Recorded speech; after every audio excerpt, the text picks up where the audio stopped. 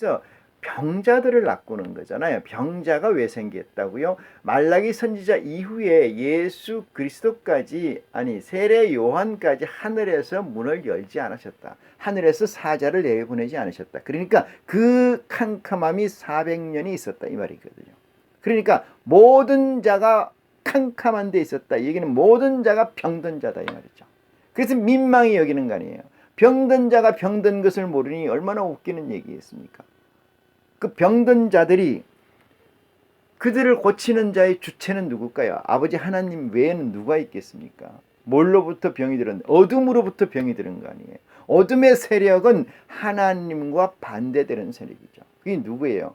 아담 하와를 꼬집어서 동산에 있는 생명나무와 선하게 알게 하는 나무를 먹게 하려고 먹게 한 그 게임을 받아서 하나님의 자리를 약탈 노리려고 한 가증한 자가 아니냐 이 말이죠. 그들의 후손들이 지금 이 땅에서 어둠의 세력으로 잔존해 있고, 그것과 우리 아들들의 다툼이 아니냐 이 말이거든요. 그래서 깨끗게 하며 귀신을 쫓아내며 이렇게 나오는 거죠. 너희가 그저 받았으니 그저 주라. 이 얘기는 무슨 얘기냐면은 이 말씀을 중요히 생각해야 되는데, 왜 그러냐? 뭐 어떤 말씀이든 중요하지 생각이 안 하니까 문제가 되는 거죠. 너희가 말이야, 너희가 깨끗게 해라. 귀신을 쫓아내고 병든 자를 고쳐주고, 지금 12제자에게 능력을 주고 지금 하는 말이에요. 어디로 가라고? 잃어버린 이스라엘 집의 양에게로 하라, 이런 얘기고, 그래서 가면서 천국이 가까웠다고 하면서 뭐라고 얘기하냐? 너희가 그저 받았으니 그저 주라. 여기서 중요합니다. 여기서 내가 무엇을 받으면서, 내가 무엇을 하면서, 하나님의 일을 하면서 그리스도를, 예수를 그리스도라고 인정하고 고백하는 그 존재가 목자가 됐든 뭐가 됐든 관계없습니다. 존재가 대가성으로 받는 것은 여기에서 어긋나요. 그저 받은 게 아니기 때문에 이들은 어떻게 하는 거예요? 수수료를 받는 거죠. 수수료. 대가를 받는 거죠. 그저 받았다면은 그저 주는 게 원칙 아니겠습니까? 누가 또 그리스도가 이렇게 얘기하셨지 않았어요? 예수님이 이렇게 얘기하셨. 너희는 그저 받았으니 그저. 예수님께서 능력을, 귀신 쫓아내고 어둠을 쫓아내고 병을 낫게 하는 능력을 누가 줬느냐? 하나님이 주신 거 아니겠어요? 누구한테? 예수님한테. 예수님이 다시 이 12제자한테 준 거예요. 12제자가 이걸 받고 너희가 잃어버린 양의 집으로 가라고, 거기 가면서 너희가 이런 일을 해라. 근데 너희가 그저 받았으니 그저 주라, 이런 얘기죠. 어디서 나온 걸 가지고 지금 써먹는데 감히 돈을 받고 대가를 받으려고 합니까?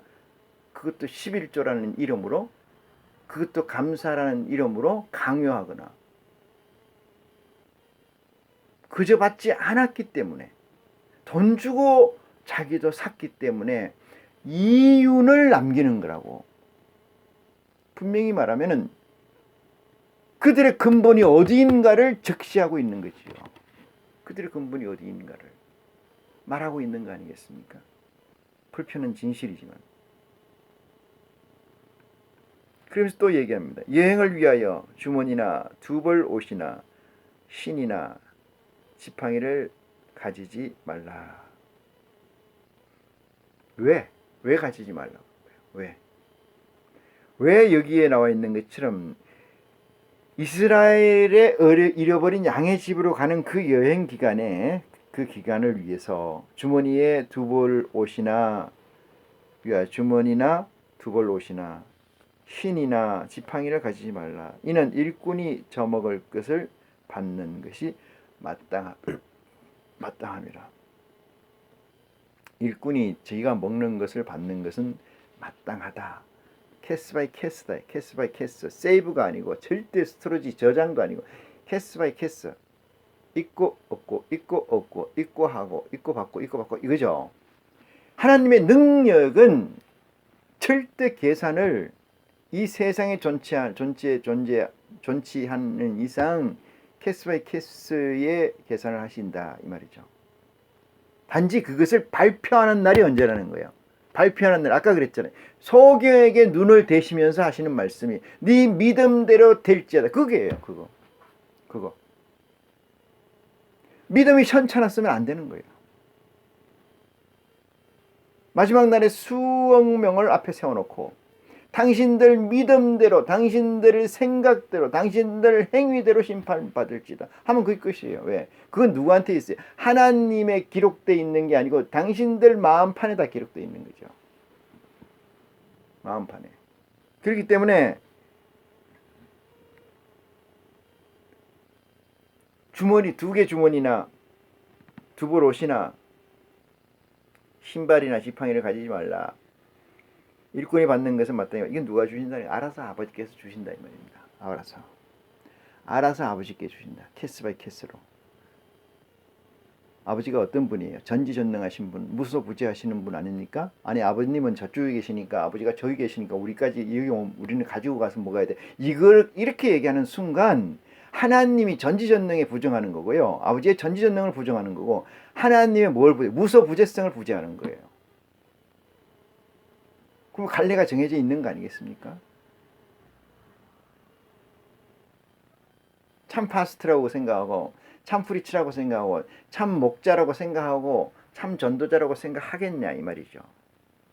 그게 아니지 않느냐. 저는 그렇게 말씀을 드릴 수밖에 없습니다.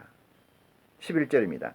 아무 성이나 촌에 들어가든지 이랬어요. 어떠한 성이나 촌에 들어가든지 그 중에 합당한 자를 찾아내어. 합당한 자. 좀 어렵습니다만 합당한 자는 왜 합당한 자냐 하면은 이미 위에서 갈래를 많이 정리해 놨기 때문에 너희가 너희 신과 같은 신은 합합니다.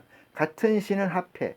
합하지 않는 신이 있다면은 가지 말고 합하는 신이 있다면 이게 합당한 자를 찾아내어 너희 떠나기까지 거기에 머물라 이렇게 말씀을 합니다. 또 그 집에 들어가면서 평안을 하기를 빌라. 이 평안하기를 빌라 이렇게 평화라는 것은 어디에 있는 거냐 하면은 마태복음 5장에 화평케 하는 자는 복이 있나니 저희가 하나님의 아들이라 칭함을 얻으리라. 이 얘기거든요. 그럼 화평케 하는 자는 아들이라는 얘기예요. 그럼 왜 아들이 화평하느냐? 아버지의 전권을 가지고 있으니까 화평의 메이커지요. 메이커. 세상적으로도 갑부 옆에 있으면 부족한 게 없잖아요. 그러니까 싸워야 안 싸워요? 안 싸워요. 평화롭죠. 응? 그래서 그거를 빌어주라 이 말이죠. 누구한테? 합당한 집에서 만난 그 자에게 빌어주라. 너 그 집에 있어 합당하면은 너희 빈 평안이 거기에 임할 것이요. 합당하다고 생각해서 너희가 빌었으면은 거기가 똑같이 화합을 한다면은 거기에 임할 것이요. 합당치 아니하면 그 평안이 너희에게 돌아올 것이다. 리턴될 것이다. 그러니까 이 말씀 중에 배치되는 말씀이 한 가지 있어요. 마태복음 6장이니까 거룩한 것을 개나 돼지에게 주지 말라 이래 얘기했죠. 거룩한 것을 개나 돼지에게 주지 말라. 왜? 돌이켜 너희를 그가 상할까 염려하며. 이게 개나 돼지를 뭘로 비유했느냐 하면요. 반대 에너미 적으로 생각한 거예요. 하나님과 대적 관계에 있는 자를 개나 돼지로 생각한 거예요. 이사야서에 보면은 개는 몰각한 목자라고 얘기합니다. 요즘으로 얘기하면은 이런 얘기를 써서는 안 되지만 이단이라는 거지. 누구한테? 아버지한테. 그들에게 주면은 그들이 도리어 너희를 상하게 할까 염려해서 하신 말씀입니다. 근데 지금 보니까 뭐라고 썼냐면은 평안이 너희에게 다시 돌아올 것이 걱정하지 마라 이 얘기입니다. 합당하다고 판단했어 네가. 근데 빌어줬어요. 뭘로? 평안을 빌어줬는데 그것이 리시브 안 되면은 저들이 안 받아들이면은 그것이 어디 갈까 문제될까 염려하지 마라 이 말이에요. 다시 너에게 리턴한다. 이게 하나님 말씀이 정말 기가 막힌 게 성령이 임하지 않으면 다 떠나버려요. 다 떠나버려요. 아무것도 소용이 없습니다. 마치 엄청나게 거창하고 멋있는 이 자동차가 있는데 그 자동차의 중요한 부품이 하나가 없으면 무용지물이 되는 것처럼 그 하나가 성령이고 그 하나가 진리의 성령이고 그 하나가 하나님의 능력이고 그 하나가 하나님의 보호심이에요. 그게 떠나버리면은 아무것도 필요가 없어요. 못 쓰는 무용지물이 되고 언제 그런 일을 했나 싹 사라지고 없어진다는 사실. 그걸 염려하지 마라. 이렇게 얘기를 합니다. 14절입니다. 누구든지 너희를 영접도 아니하고 너희 말을 듣지도 아니하거든 이랬습니다. 아니하거든. 그 집에서 그 성에서 나가 너희 발의 먼지를 틀어버리라 했어요. 발의 먼지를 틀어버려서 증거로 삼아라. 증거로 삼아라. 누구한테 증거 삼는다는 거예요? 내 자신에게 증거를 삼는 거지요. 남은 중요하지 않습니다. 내 자신에게 증거를 삼아라. 내가 진실로 너희에게 이르노니 심판날에 소돔과 고모라 땅이 그 성보다 견디기 어려우니라. 이렇게 얘기를 했습니다. 그러면은 소돔과 고모라 성 같은 심판이 다시 있겠다는 얘기인데 이렇게 했던 곳은 소돔과 고모라의 심판보다 그 땅의 심판보다 덜하지 않다. 이렇게 이야기를 합니다. 16절입니다. 보라 내가 너희를 보냄이 양을 이리 가운데로 보냄과 같도다. 이렇게 말씀을 합니다. 왜 그러냐? 양이라는 건 열인 거지요. 순종만 하는 거잖아요. 싸움을 몰라. 싸움을. 양은 싸움 자체를 모릅니다. 그죠? 그래서 이 양을 보냄과 같다는 것은 너희가 어리기 때문에 어리기 때문에 말도 못하게 어리기 때문에. 그러면 너희는 뱀같이 지혜롭고 비둘기같이 순결하라. 이렇게 얘기합니다. 살아나갈 수 있는 유일한 방법은 뱀같이 지혜롭고 비둘기같이 순결해야지 된다. 이렇게 말씀을 하시고요. 17절 사람을 삼가라. 저희가 너희를 공회에 넘겨 주겠고 저희 회당에서 채찍질 하리라. 이렇게 말씀을 합니다. 또 너희가 나를 인하여 총독과 임금들 앞에서 끌려가리니 이는 저희와 이방인들에게 증거가 되게 하려 합니다. 너희를 넘겨줄 때 어떻게 또는 무엇을 말할까 염려치 말라. 그때는 무슨 말할 것을 주시리라. 이렇게 이야기를 하죠. 이게 서번트인데 서번트라는 건 내가 모든 내 CPU 내가 할 수 있는 분석하고 통계내고 내 스토리지 저작되어 있는 것은 어디 있다? 아버지께 있으니까 아버지께 있다면은 아버지께서 너에게 말하니까 네가 무엇을 말할까 걱정하지 마라. 안 하겠죠. 왜? CPU가 없으니까. 진정으로 하나님을 고백한다면 그렇게 예수를 그리스도로 진정 고백했다라면 하지 않을 것이다. 요 지금 예수님의 설명하시는 것은 진리의 성령의 도우심으로 해석하지 않으면은 이해가 불가능하다. 이 말씀을 사적으로 붙여둡니다. 말하는 이는 너희가 아니라 너희 속에 말씀하시는 자 곧 너희 아버지의 성령이시니라. 너희 아버지의 성령이시니라. 이 성령이 누군가 아세요? 성령, 너희 아버지의 성령. 또 다른 나의 메신저지요. 메신저. 그가 나에게 내 입을 통해서 메시지를 건네고 받는 거죠. 자, 장차 형제가 형제를 아비가 자식을 죽여 내어 주며 이랬어요. 자식이 부모를 대적하여 죽게 하리라. 이것은 이 세상적 율례, 세상적 섭리에 관한 말씀인데 그것이 깨어지고 망가진다는 사실을 전제하고 있습니다. 그래서 세상법 위에서 존재하는 것이 그리스도의 법이고 하나님 법이라는 사실을 인지할 때만이 참 그리스도를 알 수가 있고 진리의 성령의 참 도우심을 받을 수 있다. 이렇게 말씀드릴 수가 있습니다.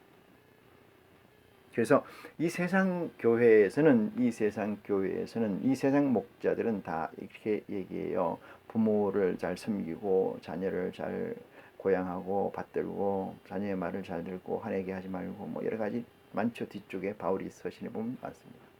바울 서신의 한계라는 것이 거기에 적시되어 있다는 사실을 안다라면은 여러분은 정말로 지혜로운 사람이 될 수 있다. 이렇게 말씀을 드릴 수가 있습니다. 그래서 장차 형제가 형제를 아비가 자식을 죽이는데 내어주며 이렇게 얘기해요. 내어주며 자식들이 부모를 대적하여 죽게 하리라. 이 말씀은 그리스도의 말씀은 어떤 수준, 어떤 레벨, 어떤 차원의 세상이고 말씀인가에 관한 또 다른 바로미터입니다. 이게. 그래서 내가 세상의 율례와 규례, 세상의 이치, 세상의 법에 있어서는 그리스도의 법이 공유되지 않습니다. 절대 섞이지 않는다 이 말이에요. 물과 기름이 섞이지 않는 것처럼 세상의 법과 그리스도의 법은 공유될 수, 양립할 수가 없어요. 이 무슨 얘기인 것 같습니다만은 양립이 안 된다 이 말이죠. 근데 양립하려고 하는 거 아니에요. 지금 그렇지 않습니까? 하나님 법은 0 아니면 100이에요. 0 아니면 100. 99점은 없다 이 말이잖아요. 이 세상이 하나님의 법에서 이 세상을 이렇게 구현해내는 것은 누가 구현해? 아버지께서 구현한 거예요. 그렇죠? 어떻게 해서 구현했습니까? 불순종으로 인해서 구현해낸 거죠. 근데 불순종의 이 구현이 계속 가면 계속 낳고 죽고를 반복해야 되니 그것을 어느 순간에 끊고 아버지의 본질을 구현하기 위해서 예수 그리스도를 이 땅에 내려보내 주신 거고 너희는 이를 통해서 내 세계로 내 나라로 내 아들로 들어오라는 얘기잖아요. 그럼 이 세상이 지금 살고 있는 이 세상이 인간 세상에서 가지고 있는 모든 OS, 오퍼레이팅 시스템은 모든 CPU는 하나님의 CPU와 하나님의 OS와 같지가 않다 이 말입니다. 그러니 충돌이 일어날 수밖에.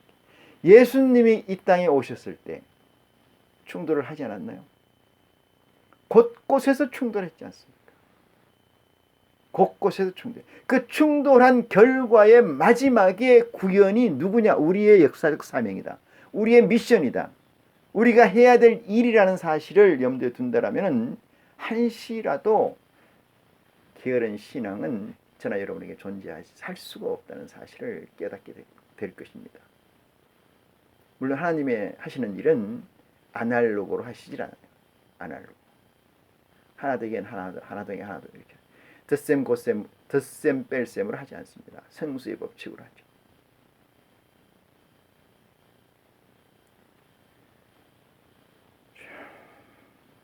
(22절입니다) 또 너희가 내 이름을 인하여 모든 사람에게 미움을 받을 것이나 나중까지 견디는 자는 구원을 얻으리라. 이 얘기는 모든 사람에게 미움을 받는다는 것은 모든 사람이라는 것은 적어도 퉁쳐서 말을 하면은 세상적 존재를 얘기해요. 세상적 존재에 녹여서 사는 사람들. 그리스도를 믿는다고 입으로 할지라도 세상적 시스템에 녹여서 사는 사람들. 이것을 얘기하는 거죠. 그 사람들에게 내가 미움을 받을 것이나 나중까지 뭐 한다는가 견딘다. 그래서 마지막에 마태복음 5장 8복의 맨 마지막에 그게 있어요.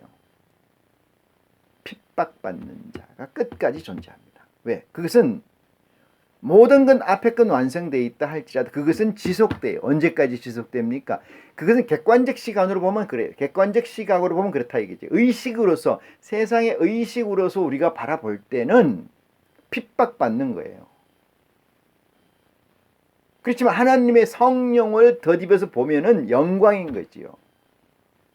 언제까지? 그날까지. 예수 그리스도의 재림 때까지 그것은 지속된다는 사실에서 8번째로 그렇게 적시되어 있는 거지요.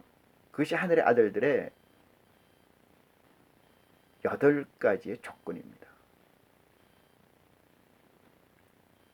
그러면서 이렇게 얘기하십니다. 23절 이 동네에서 너희를 핍박하거든 저 동네로 피하라. 내가 진실로 너희에게 이르노니 이스라엘의 모든 동네를 다 다니지 못하여 인자가 오리라. 이 얘기는 무슨 얘기인가 하면은 잘 보세요. 이스라엘 동네를 다 이스라엘이 저기 중동에 있는 그 이스라엘을 얘기하는 게 아니라는 사실은 이미 아실 것이고 이스라엘이라는 건 뭐냐면 하늘에서 이루어진 나라, 디멘션, 그 컨트리를 얘기해요. 그 네이셔널 얘기. 그 나라를 다 다니지 않으면 그 나라를 다 다닌다는 건 뭐예요? 그게 이루어져 있는 구성원의 수요가 있겠죠. 그 수요를 얘기하는 거고, 그것을 집이라고 보면은 그 집을 다 다니기 전에 뭐가 온다는 거예요. 뭐가 온다. 다 다니기 전에 다 다니지 못하여 인자가 오리라. 인자 오시는 건 재림이라는 사실을 저와 여러분이 믿고 있지 않습니까? 이 믿음이 구현되는 날을 위해서 하나님과 그리스도께 끊임없는 구함, 간구함이 있어야 될 줄 믿습니다. 이 시간 말씀을 마치겠습니다.